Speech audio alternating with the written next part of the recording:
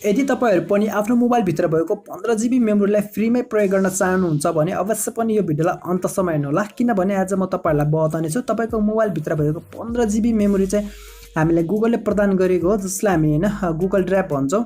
Okay friends, आज म तपाईहरुलाई गुगल ड्राइभ भनेको के हो, यसलाई कसरी प्रयोग गर्ने र यसका के कस्ता फाइदाहरु छन् भन्ने सम्पूर्ण जानकारी सहित तपाईहरुलाई बताउने छु।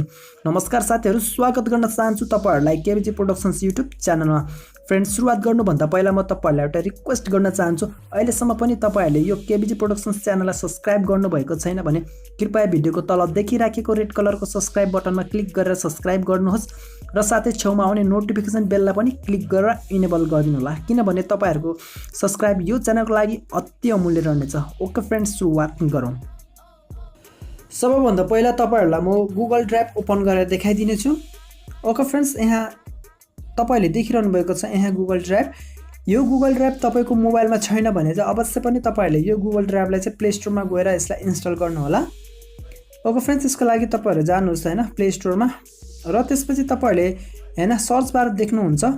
ओके फ्रेन्ड्स, यहाँ सर्च बार देखिरहेछ। यो सर्च बारमा चाहिँ तपाईहरुले हैन गुगल ड्राइभ भनेर टाइप गर्नुहोस् र त्यसलाई सर्च गर्नु होला।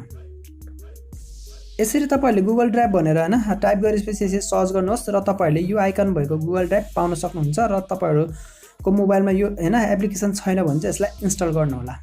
ओके फ्रेन्ड्स, अब म फेरि तपाईहरुलाई मेरो हैन गुगल ड्राइभमा गएर देखाइदिने छु, किनभने मेरोमा यो अलरेडी हैन यो गुगल ड्राइभ छ। ओके, यसलाई मैले ओपन गरे। यसरी फ्रेन्ड्स ओपन भएपछि तपाईले सबैभन्दा फर्स्टमा यसको इन्टरफेस यसरी देखिनेछ।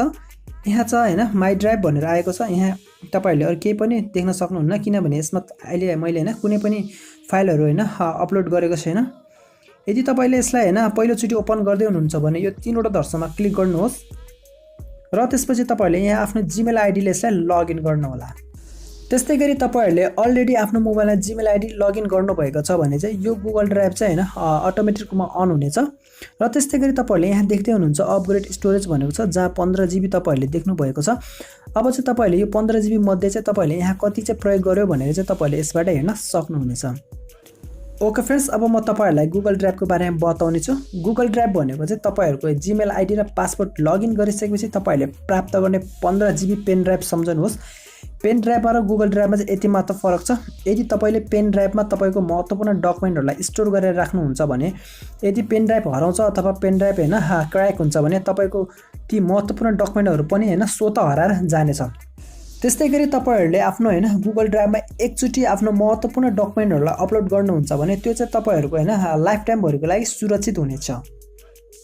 ओके फ्रेन्ड्स, अब म तपाईहरुलाई बताउने छु तपाईको महत्त्वपूर्ण डकुमेन्टहरुलाई यो गुगल ड्राइभ भित्र कसरी अपलोड गर्ने। त्यसको लागि तपाईहरु जानुहोस्, यो तल देखिराखेको प्लस बटनमा क्लिक गर्नुहोस् र त्यसपछि अब तपाईहरुले यहाँ अपलोड भन्ने देख्न सक्नुहुन्छ, यसमा क्लिक गर्नुहोस्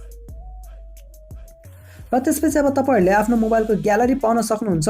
यो ग्यालरी भित्र क्लिक गर्नुहोस् र त्यसपछि अब तपाईको मोबाइल भित्र भएको फोल्डरहरु खुल्छ र तपाई आफ्नो मोबाइल भित्र भएको कुनै पनि डकुमेन्टहरुलाई यहाँ सुरक्षित साथ हैन अपलोड गर्न सक्नुहुन्छ। जस्तै मैले यहाँ एउटा अपलोड गरे।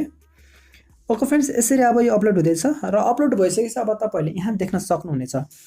ओके फ्रेन्ड्स, अब यो एकचोटी अपलोड भइसकेपछि यो तपाईको हैन जिन्दगीभरको लागि सुरक्षित भएर बस्नेछ। त्यस्तै गरी तपाईहरुले यहाँ भएको डकुमेन्टहरुलाई कुनै पनि व्यक्तिको इमेलमा अथवा कुनै पनि कम्पनीको इमेलमा सिधै हैन यो डकुमेन्टहरुलाई अट्याच गरेर पनि तपाईहरुले उता कम्पनी अथवा उता व्यक्तिको इमेलमा पठाउन सक्नुहुनेछ।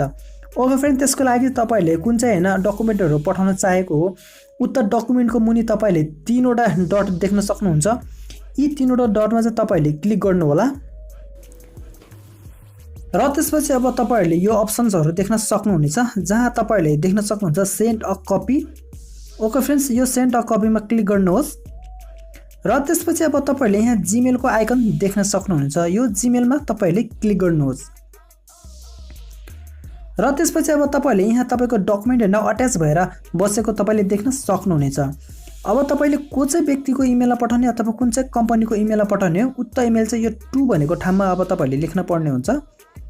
ओके फ्रेन्ड्स, यहाँ 2 छ।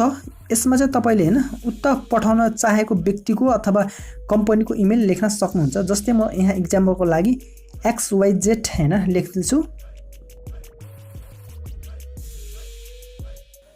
र त्यस्तै गरी अब तपाईले यहाँ सब्जेक्ट देख्न सक्नुहुन्छ।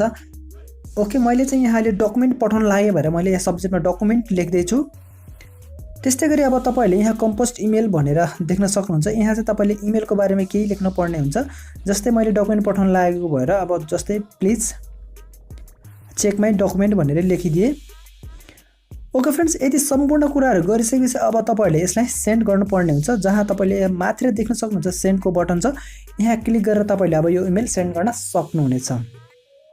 ओके फ्रेन्ड्स, यसरी अब तपाईँहरूले गुगल ड्राइभको प्रयोग गरेर विभिन्न प्रकारको फाइदाहरू लिन सक्नुहुनेछ। र अर्को महत्त्वपूर्ण कुरा भनेको चाहिँ फ्रेन्ड्स, यसरी तपाईँहरूले आफ्नो गुगल ड्राइभमा विभिन्न प्रकारको महत्त्वपूर्ण डकुमेन्टहरू अपलोड गर्नुहुन्छ भने चाहिँ तपाईँले कुनै पनि अरू व्यक्तिको मोबाइलमा अथवा कुनै पनि व्यक्तिको कम्प्युटरमा गएर चाहिँ कहिले पनि आफ्नो जिमेल आइडीलाई लगइन नगर्नुहोला। यदि लगइन गर्नुहुन्छ भने पनि त्यसलाई लगआउट गर्नुहोला। यदि तपाईँले लगआउट गर्नुहुन्न भने तपाईँको यी महत्त्वपूर्ण गुगल ड्राइभमा भएको डकुमेन्टहरूलाई उक्त व्यक्तिहरूले सजिलोसँग हेर्न सकिनेछ। हस् फ्रेन्ड्स, आजको भिडियोमा यति नै। जहाँ अवश्य पनि भिडियोलाई लाइक गर्नुहोस् र अहिलेसम्म पनि यो केबीजी प्रोडक्सन च्यानललाई सब्सक्राइब गर्नुभएको छैन भने कृपया भिडियोको तल देखिराखेको रेड कलरको सब्सक्राइब बटनमा क्लिक गरेर सब्सक्राइब गर्नुहोस् र साथै छेउमा आउने नोटिफिकेसन बेललाई पनि क्लिक गरेर इनेबल गरिदिनु होला। र भिडियो सम्बन्धी कुनै पनि प्रश्न भएमा कमेन्ट बक्समा कमेन्ट गर्नु होला। र अन्तमा यही भन्न चाहन्छु, व्यस्त समयको बावजुद पनि तपाईँहरूले यो भिडियोलाई हेरिदिनु भयो, त्यसको लागि तपाईँलाई धेरै धेरै धन्यवाद। र नेक्स्ट भिडियोमा भेट्दै बाचाको साथ बिदा हुन चाहन्छु। नमस्ते, जय नेपाल।